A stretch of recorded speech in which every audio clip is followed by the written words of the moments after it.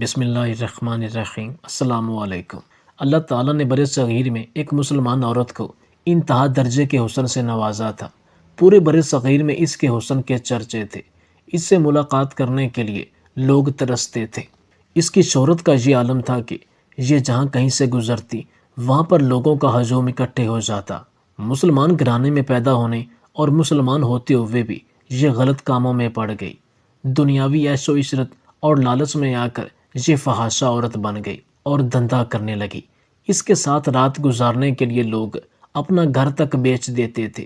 بر صغیر کے بڑے بڑے انگریز، عہدیدار، وزیر، رئیس زادے اسے اپنی محفلوں میں بلاتے اور زر و جوہر رات سے اس کو تول دیتے۔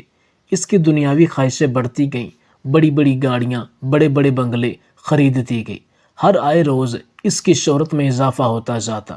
اس کے بے شمار سکینڈلز بھی سامنے آئے، لیکن بات یہاں ختم نہیں ہوئی تھی۔ صرف بر صغیر ہی کے بدکار مرد، عمرہ، رئیس زادے، ہندو، مسلمان اور شرابی اس کے مداح نہیں تھے، بلکہ دوسرے ممالک کے بھی امیر لوگ اسے اپنی محفلوں میں اس کے ساتھ رات گزارنے کے لیے بلاتے تھے۔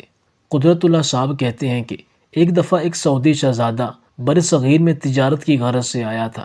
اپنے کاروباری معاملات نمٹانے کے بعد رقص کی محفل میں اس نے شمع کے حسن کا بڑا چرچا سنا۔ اس کو اس شمع نامی فحاشہ عورت کے بارے میں کہیں سے معلوم ہوا کہ ایک انتہا درجے کی خوبصورت لڑکی بر صغیر میں رہتی ہے۔ یہ سعودی شہزادہ لوگوں سے اس کی باتیں سن سن کر اس کا دیوانہ ہو چکا تھا اور اس سے ملنا چاہتا تھا، لیکن کسی مصروفیت کی وجہ سے نہ مل سکا، اور یہ شہزادہ واپس سعودی عرب پہنچ چکا تھا۔ اپنے ذرائع استعمال کرا کے ایک دن شمع نامی اس فحاشہ عورت کا سعودی عرب کا ویزا لگ چکا تھا۔ اس کے اسی سعودی گاہک نے کہا تھا کہ تم بغیر ساز و سامان کے مختصر ترین سامان کے ساتھ جدہ آ جاؤ، وہاں ہر چیز مل جائے گی، تم جو کہو گی تمہیں خرید دوں گا۔ جب تم ایئرپورٹ پر اترو گی تو ایئرپورٹ پر گاڑی تمہارا انتظار کر رہی ہوگی، فکر نہ کرنا، تمہارے لیے ہوٹل بک ہو گیا ہے۔ انہی ایام میں بر صغیر سے جدہ کے لیے حج پروازیں جا رہی تھیں۔ شمع نے اپنا خوبصورت ترین لباس پہنا، خوب میک اپ کیا اور جہاز پر سوار ہوگی۔ اس نے دیکھا کہ حج کی وجہ سے بیشتر مسافروں نے احرام باندھے ہوئے تھے۔ وہ ان محدود چند مسافروں میں سے تھی جو حج کرنے جا رہے تھے، لیکن شمع تو اپنے خاص گاہک سے ملنے اور جدہ شہر میں فسق و فجار کا بازار گرم کرنے جا رہی تھی، جبکہ باقی لوگ اپنے رب کریم کے گھر کی زیارت اور فریضہ حج کی ادائیگی کے لیے سفر کر رہے تھے۔ قدرت اللہ صاحب کہتے ہیں کہ اس جہاز میں سفر ایک ہی تھا، لیکن تمام لوگ اللہ تعالیٰ سے اپنی بخشش، دنیا اور آخرت لینے کی نیت سے جا رہے تھے، جبکہ شمع بھی اسی جہاز میں سوار تھی، لیکن بدقسمتی سے یہ فحاشی کا بازار گرم کرنے کے ساتھ اپنی عزت بیچنے جا رہی تھی۔ اس سے زیادہ بدقسمتی بھلا کیا ہو سکتی ہے؟ خیر، شمع اگلی سیٹوں پر بیٹھی تو اس کے ارد گرد حج پر جانے والی خواتین تھیں جنہوں نے حجاب کیا ہوا تھا۔ کچھ دیر تو وہ کرسی کی پشت کی جیب میں رکھے ہوئے میگزین کے ساتھ کھیلتی رہی، پھر اس نے کھانا کھایا، آنکھیں بند کر لیں۔ اس کی آنکھ لگ گئی، نہ جانے وہ کب تک سوتی رہی۔ آنکھ کھلی تو جہاز کا پائلٹ اعلان کر رہا تھا، کچھ دیر بعد ہم لوگ میقات سے گزریں گے کہ جو مسافر حج کی نیت سے جدہ جا رہے ہیں وہ اپنے احرام باندھ لیں، کیونکہ میقات سے آگے بغیر احرام کے جانا جائز نہیں ہے۔ اعلان کے ساتھ ہوائی جہاز کے مسافروں میں ہلچل مچ گئی اور زور زور سے تلبیہ بلند کرنے لگے، لبیک لا شریک لک لبیک، رب میں حاضر ہوں، میں حاضر ہوں، تیرا کوئی شریک نہیں، میں حاضر ہوں، بلا شبہ ہر تعریف تیرے لیے اور ہر نعمت تیری ہی طرف سے ہے اور تیری ہی بادشاہت ہے، تیرا کوئی شریک نہیں، میں حاضر ہوں۔ لبیک کے نعروں سے جہاز کا ماحول یکسر بدل گیا۔ شمع نے تلبیہ سنا تو اس کے جذبات میں بھی ہلچل مچ گئی۔ میں کہاں جا رہی ہوں، کس جگہ اور کیوں جا رہی ہوں، اور یہ لوگ کہاں جا رہے ہیں، کیا کہہ رہے ہیں، کس شوق اور ذوق سے جا رہے ہیں، یہ سوچ سوچ کر ہی کسی انجانی قوت نے اسے سیٹ سے اٹھنے پر مجبور کر دیا۔ وہ تو بن سنور کر اور ہار سنگار کر کے آئی تھی۔ اس نے قریب بیٹھی خاتون سے کہا، تمہارے پاس کوئی فالتو کپڑے ہیں؟ اس خاتون نے اسے حیرت سے دیکھا اور پھر اسے فالتو کپڑوں کا ایک جوڑا تھما دیا۔ اب اس کا رخ واش روم کی طرف تھا۔ اس نے میک اپ اتارا، کپڑے تبدیل کر کے اپنی سیٹ پر آئی تو ایک پٹھان خاتون نے اسے اپنا اضافی برقع دیا۔ اس نے اسے پہن لیا، میقات آئی اور گزر گئی۔ اب شمع ایک نئے روپ میں تھی۔ جہاز جدہ ایئرپورٹ پر اترا تو آواز آئی، شمع خاتون سے گزارش ہے کہ وہ آگے آگے آ جائیں۔ اس کے ساتھ VIP سلوک ہوا اور اسے خاص پروٹوکول دیا گیا، کیونکہ اس کا گاہک کوئی بہت ہی امیر کبیر سعودی شہزادہ تھا جس نے پہلے سے انتظام کروا رکھا تھا۔ ہوائی جہاز سے سب سے پہلے اترنے والی شمع ہی تھی۔ نیچے اتری، امیگریشن اور کسٹم سے فارغ ہوئی تو انتہائی خوبصورت اور ایک قیمتی گاڑی اس کے استقبال کے لیے موجود تھی۔ گاڑی میں بیٹھی تو گاڑی کا رخ ہوٹل کی طرف تھا۔ اس کا کمرہ پہلے سے بک تھا۔ کمرے میں گئی تو وہ بیڈ پر لیٹ گئی۔ لمبے سفر کی وجہ سے اسے آرام کی ضرورت تھی اور جہاز میں لوگوں کی زبان سے نکلنے والے کلمات کا اس کے ذہن پر گہرا اثر ہوا تھا۔ وہ فوری سو گئی۔ اس نے خواب دیکھا کہ ایک شخص اپنے دائیں ہاتھ میں فانوس لیے کھڑا ہے۔ فانوس سے نور بکھر رہا ہے۔ نور سے دور دور تک روشنی پھیلی ہوئی ہے۔ اس شخص کے بائیں ہاتھ میں آگ کا شعلہ ہے جس سے اس کے جسم کے ایک حصے کو جلایا جا رہا ہے۔ یہ آگ سے بچنے کی خاطر بھاگنے کی کوشش کرتی ہے کہ اچانک ایک گہری کھائی میں جا گرتی ہے جہاں پر سانپ، بچھو، اسدے اسے نظر آتے ہیں، اور اچانک شمع ہڑبڑا کر اٹھ بیٹھی۔ اسے بڑا ڈر لگ رہا تھا۔ خواب بڑا واضح تھا۔ اس کے سامنے دونوں راستے تھے، خیر اور شر کا راستہ، ایک ہدایت کا اور دوسرا ظلمت کا راستہ۔ اس نے آنکھیں بند کر کے اپنی سابقہ زندگی پر غور کیا۔ اسے اپنے آپ سے گھن آئی۔ اس نے سوچا، غور کیا اور ایک عجیب فیصلہ کیا۔ اس نے اپنا مختصر ترین سامان اپنے ہمراہ لیا، کمرے سے نیچے اتری، ہوٹل سے باہر آئی تو اسے ایک ٹیکسی نظر آئی۔ اس نے ڈرائیور سے کہا، مجھے مکہ مکرمہ جانا ہے، مگر اس سے پہلے میقات چلو۔ یہ ان دنوں کی بات ہے جب حج کے ایام میں مکہ مکرمہ جانے والوں پر زیادہ پابندیاں نہ تھیں۔ ٹیکسی ڈرائیور اسے میقات پر لے گیا۔ میقات پر پہنچ کر اس نے غسل کیا، وضو کر کے احرام باندھا، حج کی نیت کی اور تلبیہ بلند کیا، اللہم لبیک، یہ کہتی ہوئی آنکھوں سے اشکوں کی ندیاں بہہ رہی تھیں۔ ٹیکسی پر سوار ہوئی، مکہ مکرمہ میں داخل ہوئی تو اس کی زبان پر لبیک کی صدائیں جاری تھیں۔ آنکھوں سے ایسی غضبناک اور ندامت آنسوؤں کی ندیاں بہہ رہی تھیں۔ اسے ایسے محسوس ہو رہا تھا کہ جیسے اسے جنت میں لایا جا رہا ہو۔ اس قدر روحانی سکون محسوس کر رہی تھی کہ دنیاوی عیش و عشرت اور زندگی کو بھلا بیٹھی تھی۔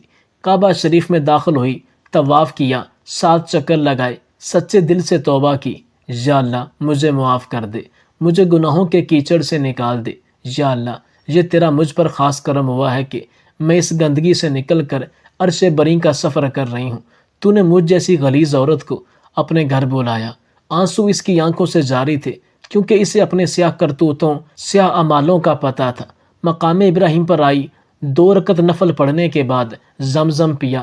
ایسا لگا کہ اس کی تمام روحانی اور جسمانی بیماریاں زائل ہو گئی ہوں۔ اب اس کا رخ صفا کی طرف تھا۔ اس نے صفا اور مروہ کے درمیان چکر لگانے شروع کیے۔ جب 6 چکر میں تھی تو اسے اپنی بصارت پر اعتبار نہ آیا۔ اچانک اسے حوالدار نظام الدین صحیح کرتا نظر آیا۔ یہ وہی حوالدار نظام الدین تھا جس کا اس نے اپنی ضد میں آ کر دوسرے شہر ٹرانسفر کروا دیا تھا، کیونکہ ایک دفعہ یہ ایک انگریز سے رات گزارنے کے لیے اس کے دفتر گئی تو راستے میں حوالدار نظام الدین نے اسے روک لیا کہ آپ اس وقت صاحب کے کمرے میں نہیں جا سکتی کیونکہ یہ غیر قانونی کام ہے۔ رات کے اس وقت اگر کسی مظلوم کی آواز یہ بڑے لوگ نہیں سنتے تو ایک فحاشہ کے ساتھ رات بھی نہیں گزار سکتے۔ خیر، شمع نے اسے سب کچھ بتایا کہ مجھے تمہارے صاحب نے بلایا ہے، لیکن اس نے شمع کو اندر نہ جانے دیا۔ کافی دیر بعد انگریز افسر اپنا منہ لپیٹے خود باہر آیا اور اسے لے کر اپنے ساتھ چلا گیا۔ اسی وجہ سے شمع نے اس حوالدار کا یہاں سے تبادلہ کروا دیا کہ میں جب بھی آیا کروں گی یہ مجھے تنگ کیا کرے گا۔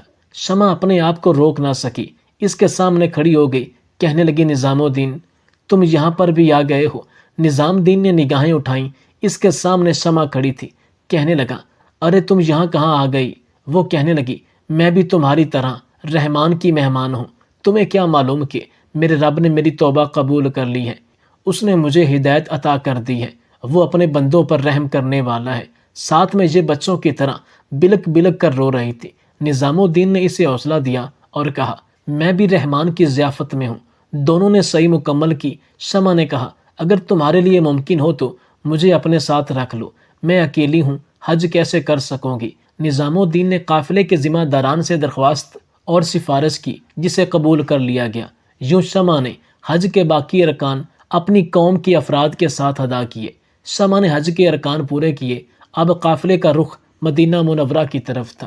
شمع بھی مدینہ پہنچ گئی۔ نظام الدین شمع کو دیکھتا رہا۔ اس کا انداز بالکل بدل گیا تھا۔ حج نے اس پر بہت گہرا اثر ڈالا تھا۔ وہ اب رحمان کی بندی بن گئی تھی۔ نظام الدین کی شمع کے بارے میں رائے تبدیل ہو چکی تھی۔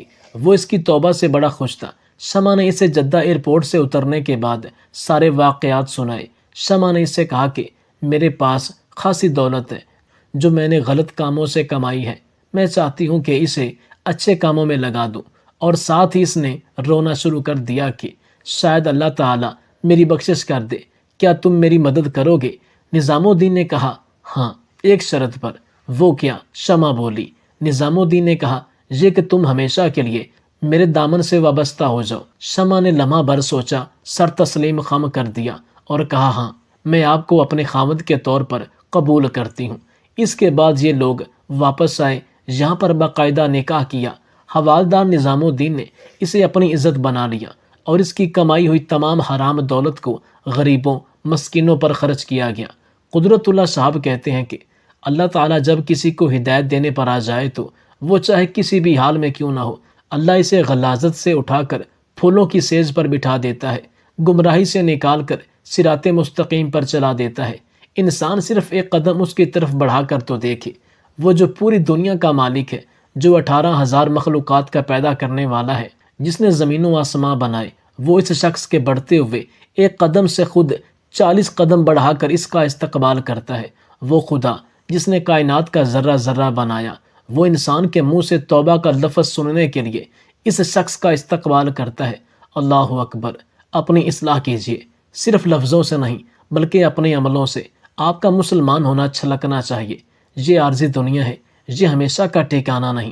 اس دنیا کی عیش و عشرت میں نہ پڑ جاؤ، یہ تو دھوکہ ہے۔ تمہاری بیوی، تمہارے بچے، تمہارا مال، سب تمہیں غفلت میں ڈالے ہوئے ہیں۔ یہ حقیقی محبت نہیں ہے۔ آخرت کی تیاری کرو۔